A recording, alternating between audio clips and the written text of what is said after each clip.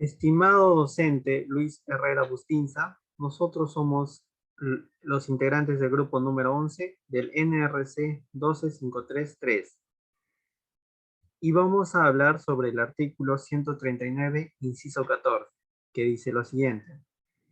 El principio de no ser privado del derecho de defensa de ningún estado del proceso. Toda persona será informada inmediatamente y por escrito de la causa o las razones de su detención.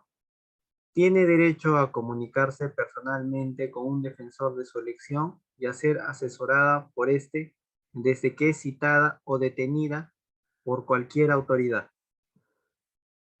El derecho a la defensa es un derecho fundamental reconocido constitucionalmente y por parte de los derechos humanos. Es parte del debido proceso, es un requisito esencial para la validez del mismo. Del derecho a la defensa devienen otros derechos, como son el derecho a ser oído, el derecho a elegir al defensor, la obligatoriedad del defensor, el contar con un defensor de oficio y que la defensa sea eficaz.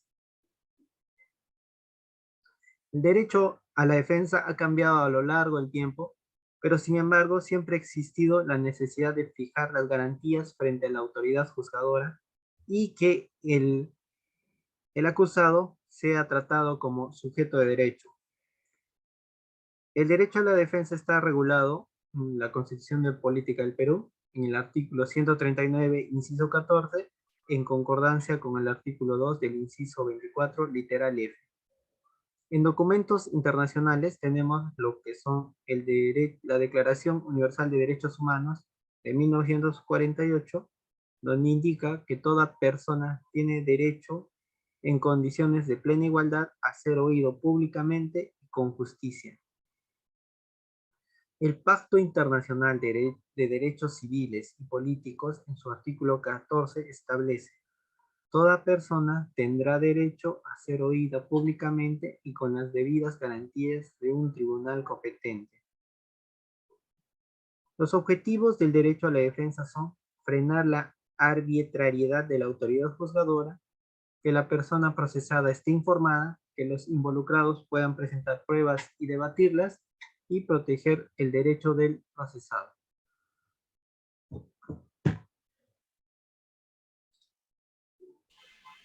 Buenos días, mi nombre es Lizeth Barreros Castillo. A continuación, el tema que me ha tocado exponer es la vulneración de principio. En este caso vamos a hablar específicamente que en todo proceso penal o en cualquiera del cual podría derivarse pena o sanción, las personas tienen derechos, en los cuales vamos a hacer mención. Uno, que sea presumida su inocencia hasta que se determine todo lo contrario. Segundo, que no se le puede hacer un juicio si es que no haya sido determinado por alguna ley. Segundo, que el juicio debe ser público, salvo que éste sea contemplado por los magistrados, ya sea para salvaguardar los derechos, ¿no?, de la persona. Que no se le juzgue más de una vez por el mismo hecho. Que se defienda a sí mismo. En este caso, hacemos mención de que si es que pongamos en el caso de que el acusado sea abogado, este puede defenderse propiamente.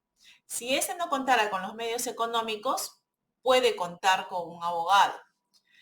Ahora, adicional a ello, si es que en este caso no tuviera los medios económicos para poder contratar un abogado, en este caso el Estado le puede brindar un abogado de oficio.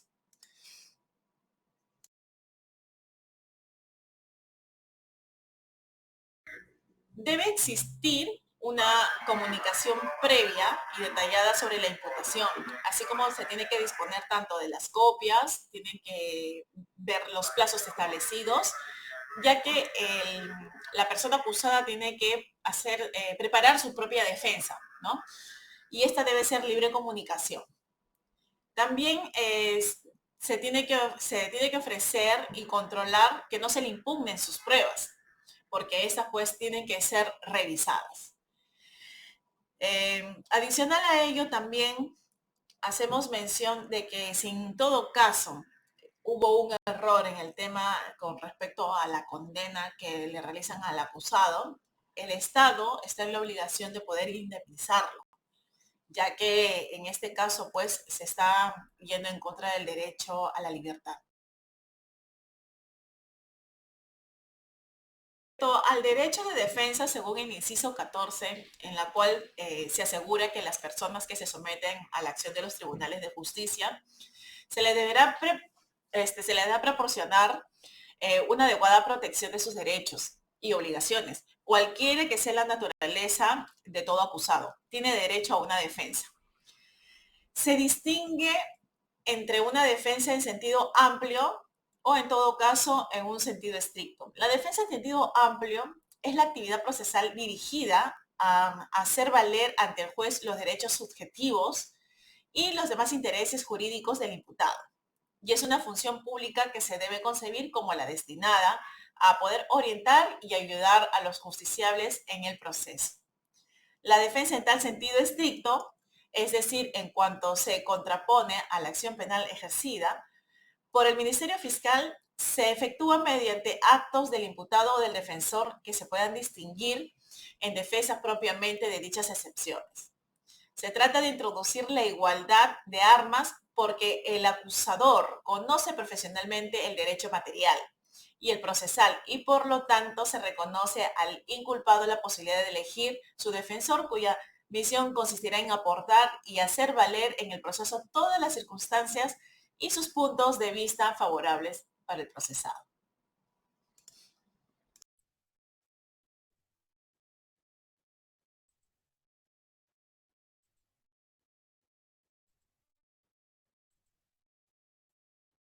Bueno, continuando con la exposición, vamos a tocar el punto, lo que es la jurisprudencia relevante.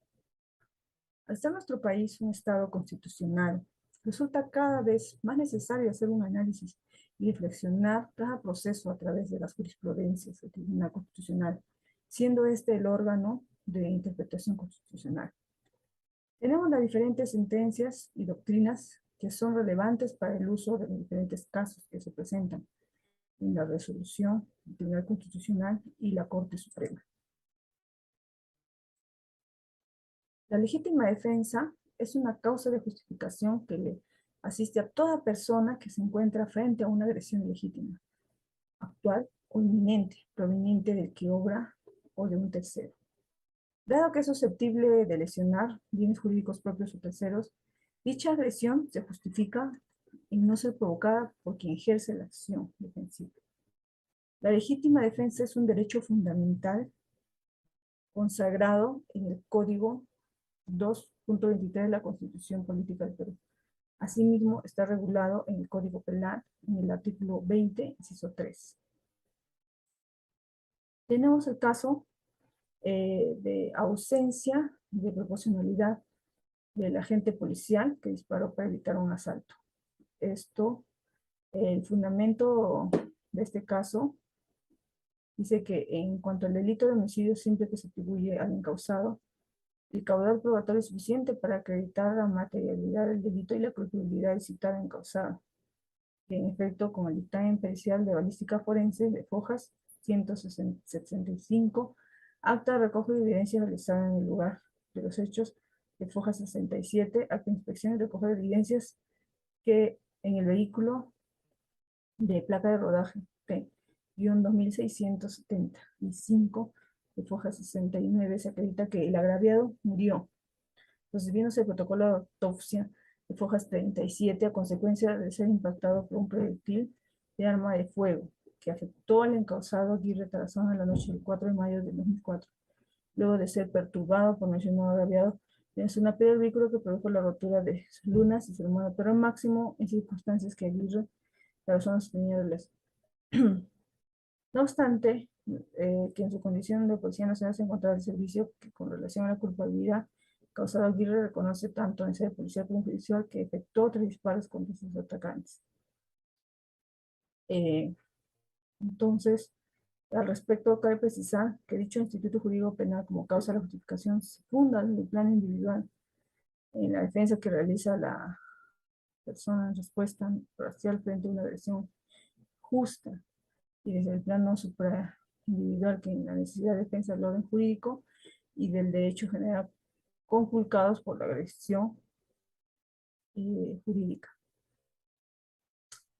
Bueno, que sin embargo la importancia y trascendencia que tiene conceder a una persona derechos que incluso niegan al Estado, por ejemplo, matar a otra persona por defensa propia, imponen la necesidad de limitar este derecho individual a casos y situaciones realmente excepcionales, en los que solo el individuo puede defender sus bienes jurídicos más preciados, y en la medida en que no sea posible operar eficazmente con otros mecanismos jurídicos protectores del bien puesto en peligro, que además el ordenamiento legal no admite que el derecho de defensa frente a una agresión legítima sea absoluto o limitado, sino que este derecho debe marcarse dentro de la observancia de principios informadores, las causas de justificación como el de necesidad, razonabilidad, ponderación e intereses.